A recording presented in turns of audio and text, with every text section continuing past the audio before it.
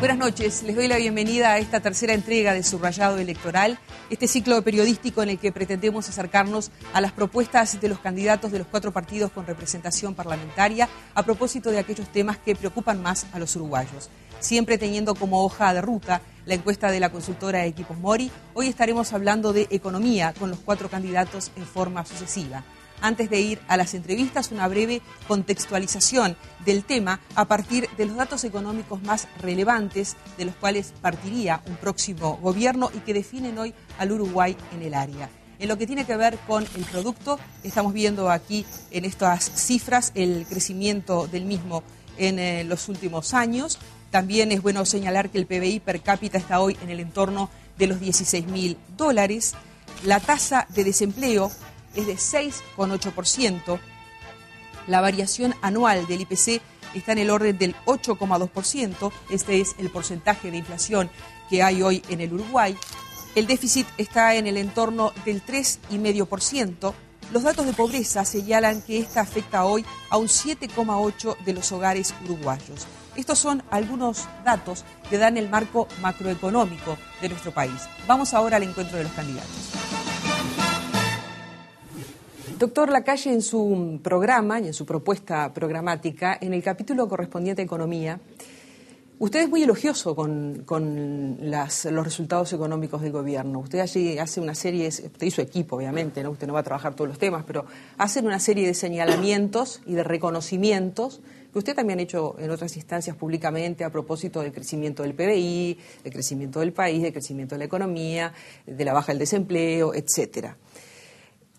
Sin embargo, usted dice, y también quien usted ha designado como eventual ministra de Economía, que hay algunas luces amarillas o algunas alertas que se están prendiendo. Por otra parte, cuando yo sigo recorriendo ese programa, me encuentro con una lista de propuestas que usted plantea ahí, 120 CAIF, escuelas de tiempo completo, que bueno, de eso estuvimos hablando, el programa Asentamiento Cero, que seguramente también usted lo va a delinear, los IMAES cardiológicos, la ciudad universitaria, el choque en infraestructura, una cantidad de planes, nombro uno, Estamos Contigo, pero también las mini cárceles que mencionó, los aumentos a docentes y policías que mencionó. Pero por otra parte usted tiene una serie de renuncias fiscales, ¿no?, vinculadas al IAS, al IRPF. Entonces lo que buenamente los ciudadanos nos podemos preguntar es cómo va a ser para hacer todo esto si recorta todo esto otro. Así que bueno, le dejo este tiempo para explicarlo. Sí. Lo primero, que no vamos a hacer magia. Uh-huh. Segundo, obviamente no soy yo quien maneja los números finales y me estaría metiendo en temas de economistas. Sin perjuicio de eso, llama poderosamente la atención que quienes nos critican las renuncias fiscales y los compromisos hace pocos días hacen un número de promesas que los tenemos calculado en $2.500 millones. Uh-huh. O sea que si se aplican sin tener una contención del gasto, sin buscar otros instrumentos de financiación, estaríamos yendo a un déficit casi del doble. En ese sentido, hemos tratado de ser muy prudentes en las propuestas y en las renuncias fiscales. Entonces, lo primero que nosotros queremos hacer es no ser hipócritas y decir que estos gobiernos han hecho todo mal. Al revés, yo creo que hemos saldado discusiones propias de final de la década de los 80, principios del 90, en lo que hace a la macroeconomía. Creo que el Frente Amplio y los dos gobiernos han tenido una madurez en ese sentido, de reconocer que hay actitudes y acciones macroeconómicas que hay que continuar. Yo era muy joven, tú también, uh-huh. Pero veíamos en los muros el no pagar la deuda, fuera del Fondo Monetario Internacional, la discusión si la hiperinflación importaba o no importaba. Y hoy somos todos contestes de que hay que estar bien con los organismos internacionales de crédito, de que hay que honrar las deudas, y este gobierno ha tomado una decisión en la cual Azucena participó de extenderla y organizarla, de modo de poder ir cubriendo los intereses y con respecto al porcentaje de nuestros ingresos. En ese sentido, nadie discute, y ha sido una lucha de este gobierno que no ha tenido del todo la eficacia estructural, sí coyuntural, de controlar la inflación, que es el impuesto que pagan directamente los que menos tienen. Hay dos puntos de inflexión en la política económica nacional. La primera, por suerte, sobre el fin del gobierno del doctor Jorge Valle, hasta el 2011, que es los precios de nuestras materias. Sobre todo materias primas, commodities, la apertura de China, la apertura de mercados por parte del gobierno y por la necesidad, la crisis estadounidense, la inversión extranjera directa que viene a América Latina y Uruguay por seriedad sobrepasa el promedio. Entonces hay un gran ingreso de divisas a nuestro país. Y eso está acompañado por el segundo hecho, que no es menor, que es la reforma tributaria del 2007. Que ahí el gobierno opta por algunos instrumentos tributarios, que era propio de su discurso, actúa en consecuencia, genera un impuesto a la renta que a la postre termina siendo un impuesto a los ingresos, que eso también está en discusión en estos días y que aparentemente nos estaríamos poniendo todos de acuerdo. Aparentemente. Porque cuando se plantea por parte del partido del candidato del gobierno de que van a hacer deducciones, por ejemplo, en lo que hace al IRPF, en los aguinaldos y en los salarios vacacionales, nosotros ya decimos que tenemos la mano levantada. ¿Por qué esperar al cobro o que pase el cobro del aguinaldo y del salario vacacional si realmente creemos que se puede hacer? Quizá, y esto empieza a contestar el centro de tu pregunta, es que en un momento en que el viento sigue de cola, pero que era un poquito más fuerte y ahora se enlentece un poco, con algunas luces, con Estados Unidos empezando a recapturar de nuevo los fondos que habían salido porque va a subir las tasas de interés, porque tenemos el precio de algunos commodities que estaban en 500 y pico dólares, hoy están abajo de 400, porque algunas crisis de algunos lugares empiezan a requerir menos de nuestros productos, como ahora se hacen esos planteos que son mucho más superabundantes que los nuestros. Sin empezar a hablar de gestión, que creo que la palabra, iba a decir mágica, pero la quiero sacar de mi léxico, la palabra más importante, nosotros detectamos fácilmente, vamos a ser austeros, 400 millones de dólares que se podrían de alguna manera ahorrar. Sé que ha estado en discusión en estos días el tema de los cargos de confianza, el tema de la compra de insumos. Sí. ¿En dónde los va a ahorrar? ¿O en dónde los va a recortar? Nosotros tenemos el número de cargos de confianza son 43.8 millones de dólares.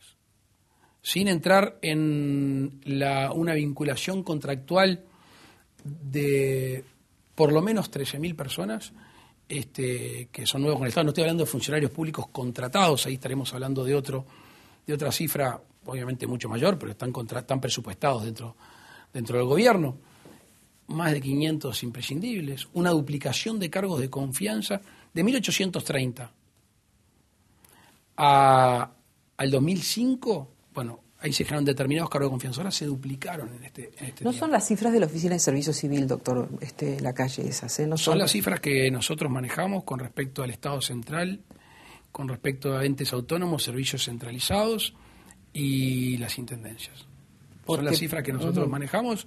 Está bien, por ejemplo, porque obviamente cuando usted marca un ahorro tan importante es natural que los periodistas busquemos, pero, ¿no? Está bien, Blanca, pero no hablé de lo más importante. Sí, pero no le quiero decir, en la administración central se habla de que el ahorro, en caso de que usted cortara esos cargos de confianza, serían 9 millones de dólares. 10 millones de dólares. Bueno, para nosotros no es así. Y las intendencias en realidad son las que tienen más cargos de confianza a nivel nacional, ¿no? La mayoría de ellas son blancas. Sí, en número también. No, pero mire que yo emparejo para todos lados. Y hay un sinnúmero de lugares que gestionando mejor, oficina por oficina, división por división, divisiones que de alguna manera hoy existen pero no tienen una función a cargo, que uno puede reacomodar el Estado, uno puede reacomodar los gastos estatales sin contar las pérdidas millonarias que ha habido por malos negocios del Estado que repercuten directamente en lo que uno se amputa de poder invertir en determinados hechos. El más notorio es el caso sonado de Pluna, como pueden haber otros.